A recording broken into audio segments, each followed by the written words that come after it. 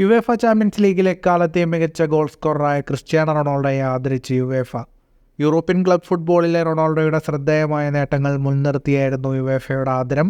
വ്യാഴാഴ്ച മൊണാക്കോയിൽ UEFA champions league ഘട്ട നറുക്കെടുപ്പ് ചടങ്ങിലാണ് താരത്തെ യുവേഫ ആദരിച്ചത്. യുവേഫ പ്രസിഡന്റ് അലക്സാണ്ടർ സഫറിൻ ചടങ്ങിൽ വെച്ച് റൊണാൾഡോയ്ക്ക് പ്രത്യേക പുരസ്കാരം സമ്മാനിച്ചു. കരിയറിൽ Manchester United, Real Madrid, Juventus ടീമുകൾക്കായി 183 ചാമ്പ്യൻസ് ലീഗ് മത്സരങ്ങളിൽ താരം ബൂട്ടുകെട്ടിയിട്ടുണ്ട്. 140 ഗോളുകളും സ്കോർ ചെയ്തു. 3 ചാമ്പ്യൻസ് ലീഗ് ഫൈനലുകളിൽ ഗോൾ നേടുന്ന ആദ്യ താരമെന്ന റെക്കോർഡും റൊണാൾഡോയുടെ പേരിൽ തന്നെ. തുടർച്ചയായ 11 ചാമ്പ്യൻസ് ലീഗ് മത്സരങ്ങളിൽ ഗോൾ സ്കോർ ചെയ്ത താരത്തിൻ്റെ റെക്കോർഡ് ഇതുവരെ തകർക്കപ്പെട്ടിട്ടില്ല.